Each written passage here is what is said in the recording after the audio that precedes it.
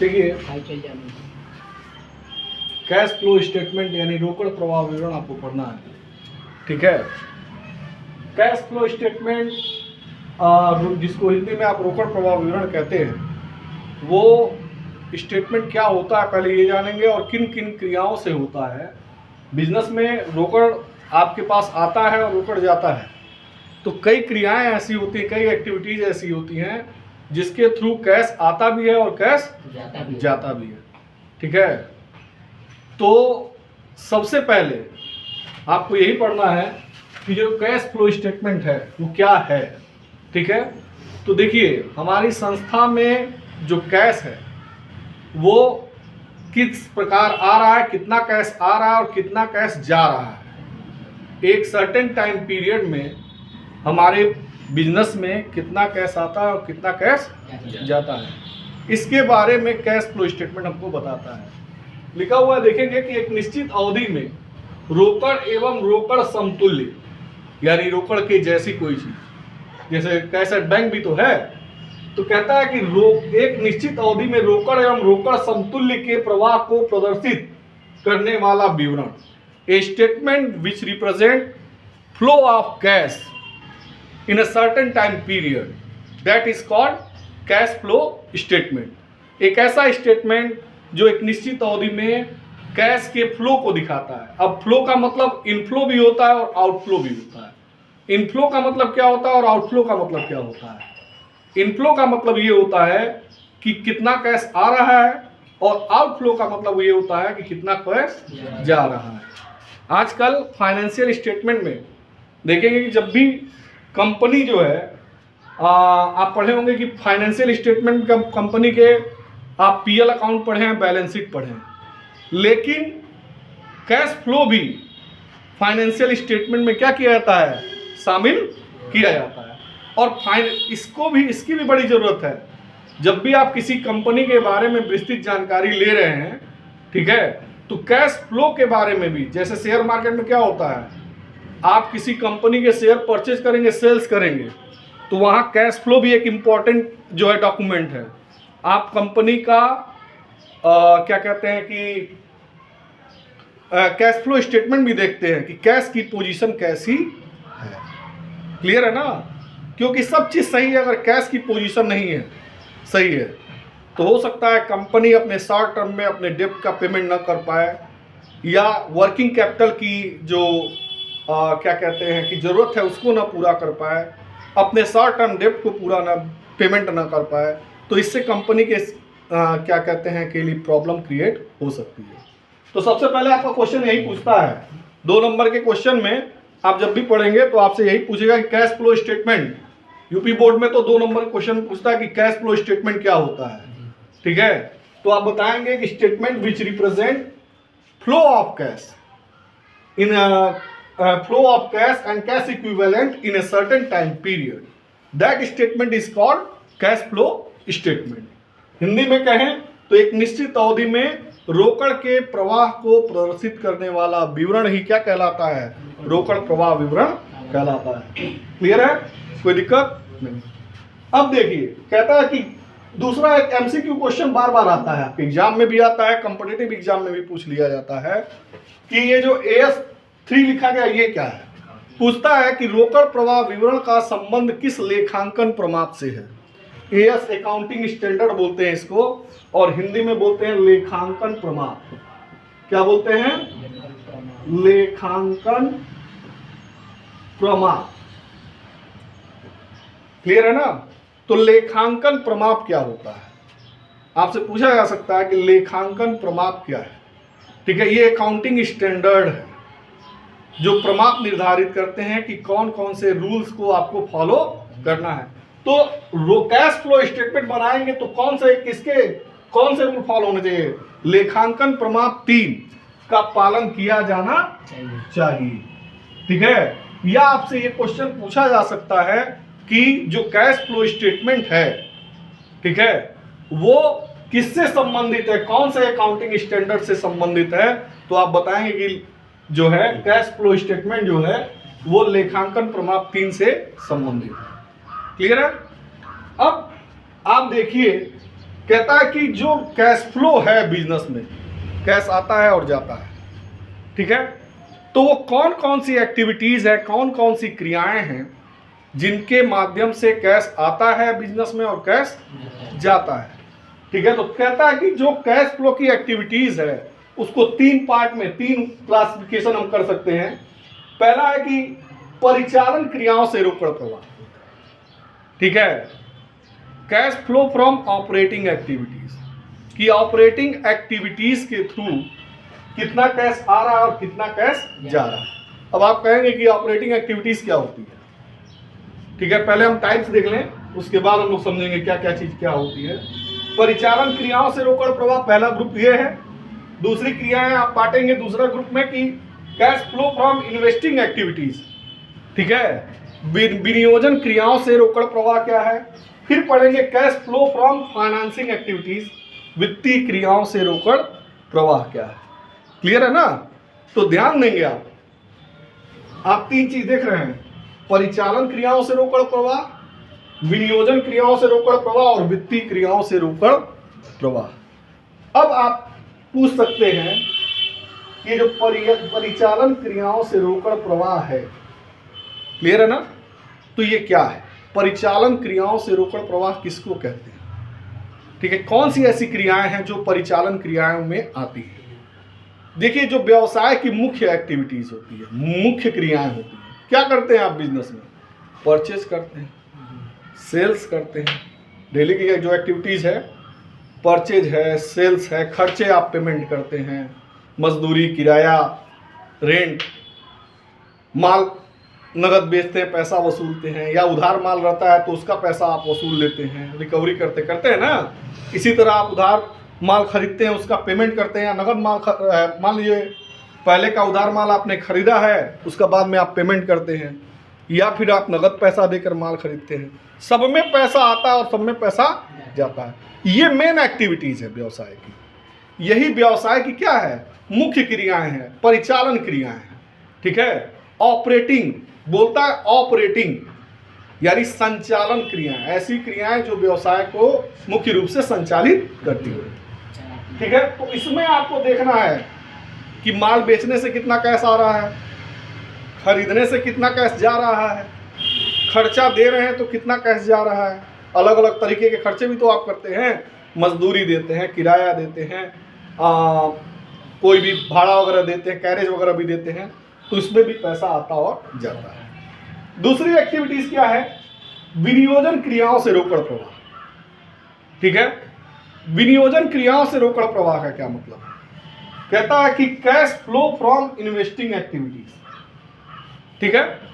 तो cash flow from investing activities की जब आप बात करते हैं, ठीक है ना, तो इन्वेस्टिंग एक्टिविटीज में क्या क्या आ जाएगा? आपको बताएं कि इन्वेस्टिंग एक्टिविटीज यानी विनियोजन क्रियाओं की जब आप बात करते हैं, तो जो भी आप एसेट्स में आप जो भी अस्थाई संपत्ति खरीदेंगे, बेचेंगे, उससे कुछ पैसा आएगा, कुछ पैसा जाएगा, है ना। ऐसा कि जब भी आप संपत्ति खरीदेंगे या बेचेंगे तो पैसा आएगा और पैसा जाएगा। तो इसमें क्या होता है? विनियोजन क्रियाएं। अब विनियोजन क्रियाओं में आपने विनियोजन किया कि उससे पैसा निकाला, ये दोनों चीज उसमें शामिल है। आपने एसेट्स बेची कि एसेट्स खरीदी, खरीदेंगे तो पैसा आएगा कि जाएगा? जाएगा, कैश जाएगा। और बेचेंगे तो कैश क्या होगा? आएगा। तो आपको जो एसेट्स, ये एसेट्स से रिलेटेड है कि एसेट्स को खरीदा गया कि बेचा गया। क्लियर है? दूसरी चीज देखिए, वित्तीय क्रियाओं से रोकड़ प्रवाह, फाइनेंसिंग एक्टिविटीज। कहता है वित्तीय क्रियाओं में क्या आता है? आपने जब भी बैलेंस शीट पढ़ी होगी तो बैलेंस शीट में एक लायबिलिटीज साइड पढ़ी है ना, तो लायबिलिटीज साइड में क्या क्या आता है? शेयर कैपिटल आता है, लायबिलिटीज आती है ना।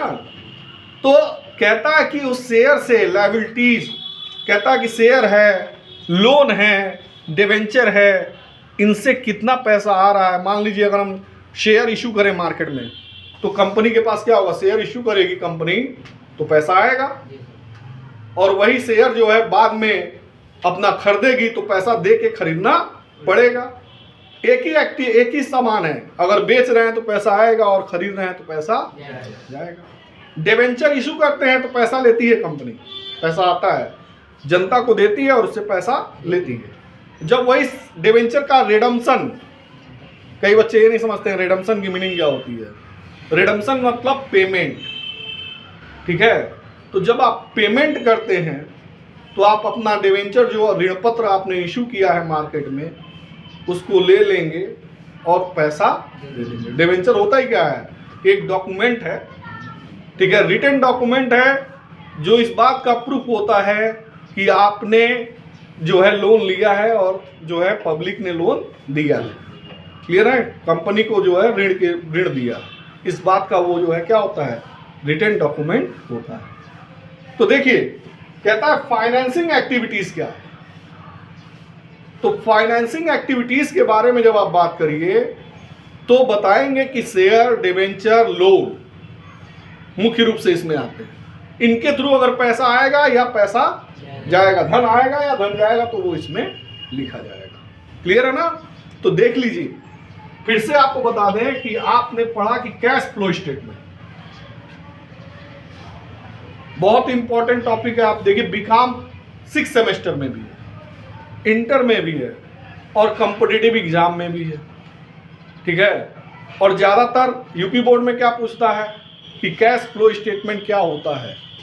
एक लाइन में आपका छोटे में बड़ा पूछेगा, तो छोटे में अगर आपका क्वेश्चन आता है तो सिर्फ आपको यही लिखना है कि मान लीजिए 2 नंबर का क्वेश्चन आ गया कि कैश फ्लो स्टेटमेंट क्या होता है, ठीक है, तो आप इसमें डिफाइन कर देंगे। अति लघुत्तरी में पूछ लेता है तो आप बताएंगे कि एक निश्चित अवधि में रोकड़ के प्रवाह को प्रदर्शित करने वाला विवरण ही क्या कहलाता है।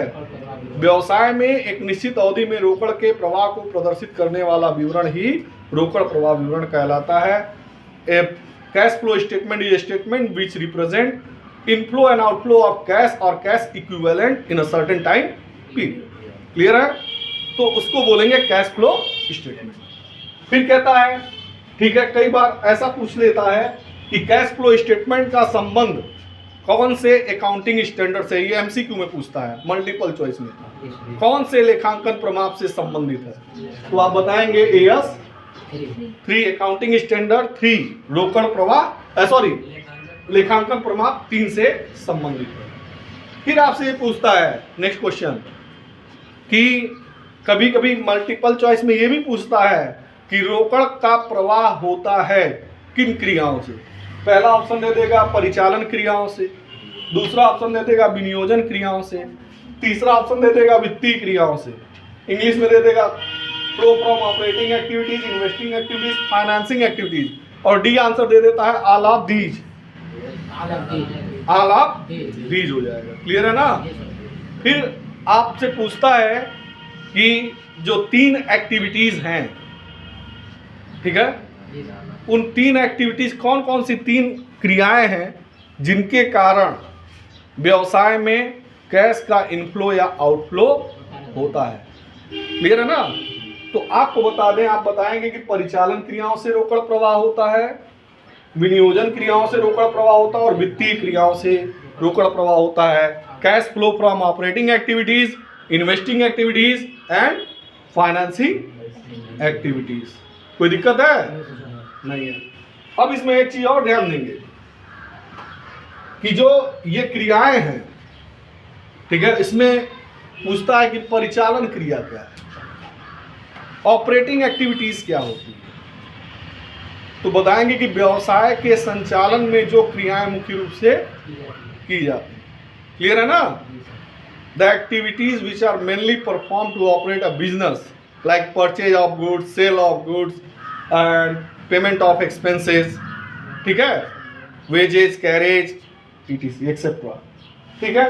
विनियोजन क्रियाओं से रोकड़ प्रवाह मैं बताया। आप इसमें बताएंगे कि जब हम फिक्स एसेट्स, अस्थायी संपत्ति की बात करते हैं, ठीक है, उसमें जो भी पैसा आप लगा रहे हैं या निकाल रहे हैं, ठीक है, लेकिन अच्छा एक बात ये बताइए, अगर अस्थाई संपत्ति उधार खरीदी गई तो कैश फ्लो स्टेटमेंट में प्लस में दिखाएंगे कि माइनस में? आप बताइए। हाँ देखिए, ना तो कैश पैसा आया ना तो कैश पैसा गया।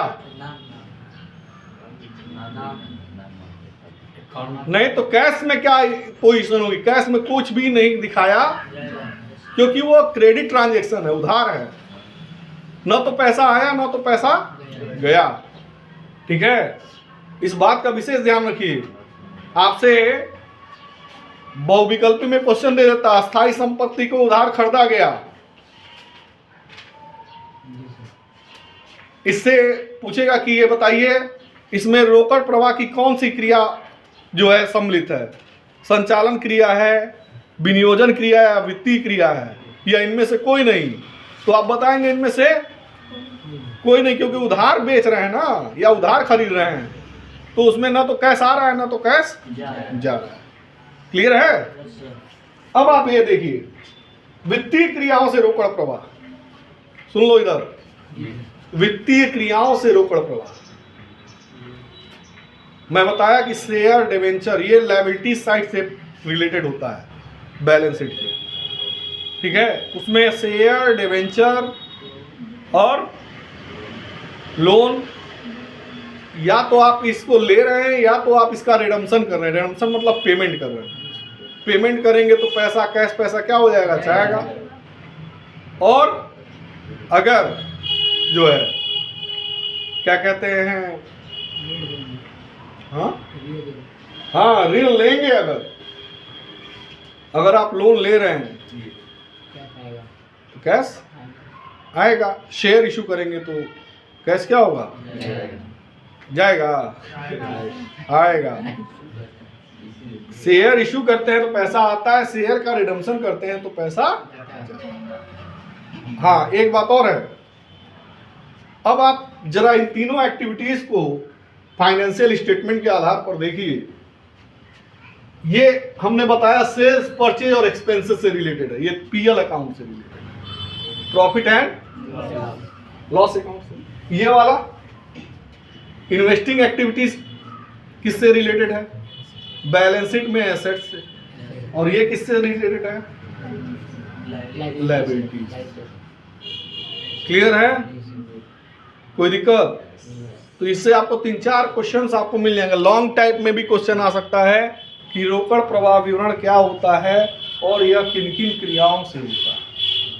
ठीक है, तब वहां पे आपको जो है क्या करना होगा कि आप जो है ये बताएंगे कि रोकड़ प्रवाह विवरण क्या होता है, और क्रियाएं भी बताएंगे, और क्रियाओं में कौन कौन सी क्रियाएं आती हैं। जैसे मान लीजिए संचालन क्रियाओं के बारे में बता रहे हैं, परिचालन क्रियाओं के बारे में, उसमें आपको एक्सप्लेन करना पड़ेगा। परचेज ऑफ गुड्स, नगद है, नगद खरीद रहे हैं तो पैसा जाएगा, मान लीजिए माल। या फिर आप ये बताएंगे कि अगर मैंने पहले से माल खरीदा है, उसका पेमेंट कर रहे हैं तो पैसा जाएगा।